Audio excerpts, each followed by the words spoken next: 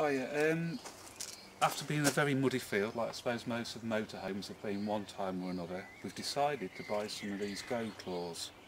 We don't know if they work yet or not, but they seem a good solution if they do. So I'll just give you a few findings. I've already trimmed one of them one side to length, and what I found the tricky bit about fitting them is getting the lengths of the straps right at the back.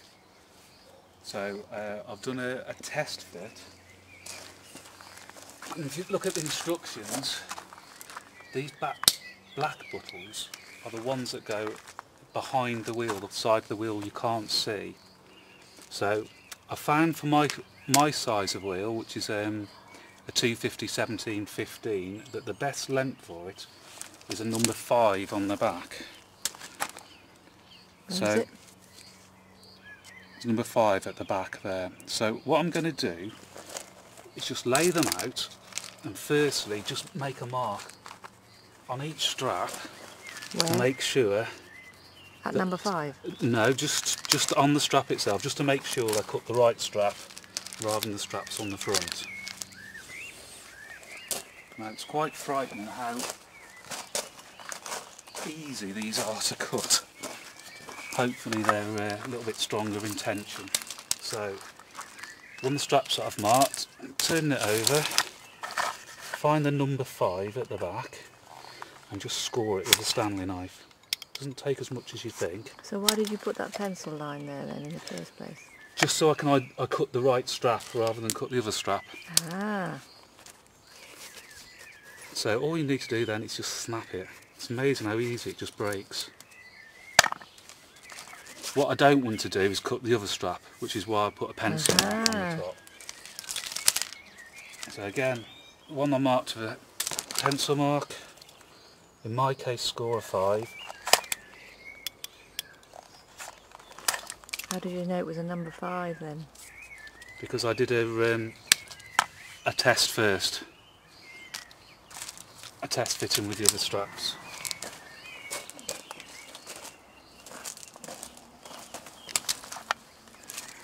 Plus on the back of the box there's a little table which gives you a guide of what size they should be cut to. And again, in my case it's either a 5 or a 6. Now with a motorhome there's quite a few brake pipes etc around the back, so it is very important that you don't have the straps flapping around the back because you're liable to take a brake pipe off etc. Okay, so now I'm going to lay them out as per the instructions, with the blue buttons on the bottom and the black buttons on the top. And actually it's the black buttons which are at the rear, the side of the tyre that you can't see.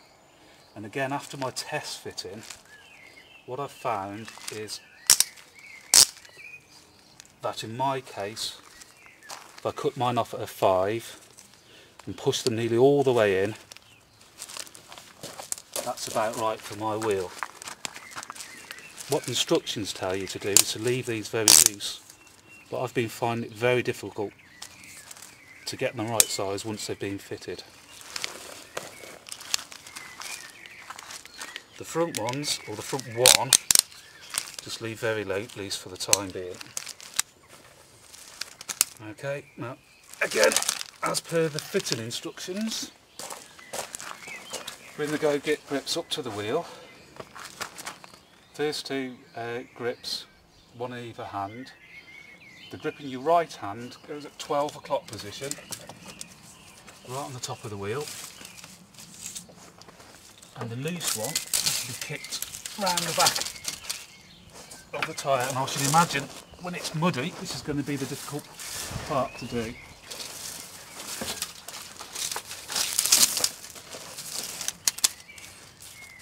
Now what we need to do now is fit the rear strap, and again I'm going to push it all the way up so I know that the 3 straps at the back are all about the same length.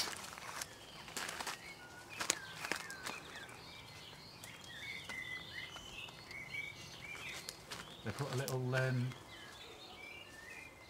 O-ring retainer there to stop the straps flapping. Now, as these straps are actually designed to go on four-wheel drives, etc., it's recommended by the instructions that you also trim the front straps. But again, in the motorhome's case, you're only liable to be going a few hundred yards, so having straps loose on the front isn't going to impede anything here, but it also will make it easier to put the straps on with them tight at the back. So try and get the straps as central as you can around the wheel, and just feed these in just a couple of clicks just to get them going. You can see why I don't want to cut these straps short. I think it'll be very, very difficult to get them to meet up. There we go. So now we've got the rear straps, as I found out, to be the right length. So now it's just a matter of using these rather nifty ratchets. I'm just going to try and strap them up so they're all more or less the same length at the front. While pulling the whole grip towards me to make sure it's central on the tyre. And I'm hoping that in use that these won't be quite so flat.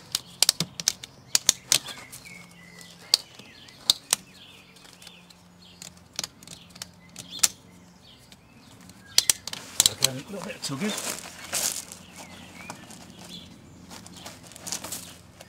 Make sure these are central on the tyre.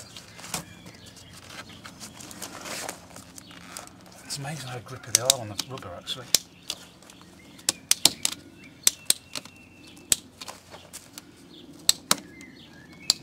And there we go. Now, like I said, it doesn't concern me personally that there is a little bit flap in there. And it greatly helps getting it onto the tyre. And if you get the rear straps all the same length and the right adjustment before you put them on, you can be fairly sure that they're going to be more or less central in the wheel.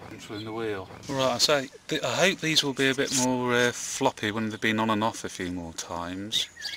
But I don't know if you can see, they're fairly cosy around the side of the tyres, and they're not going to go anywhere. They're very, very sticky to the tyre. And the other thing I just want to show you quickly, if I can, so I come round the back. My torch on this 2004 Ducato, the straps need to be cut to length and as snug as possible, because on mine, I don't know if you can see the brake pipe there, the straps just miss the brake pipe, and again the strut, there's plenty of clearance there, probably more than it looks on the video, but these are the things you need to be aware of, particularly the brake pipes, because it might get you out of a field, but if you don't have any brakes over end, it could be a little bit on the dangerous side.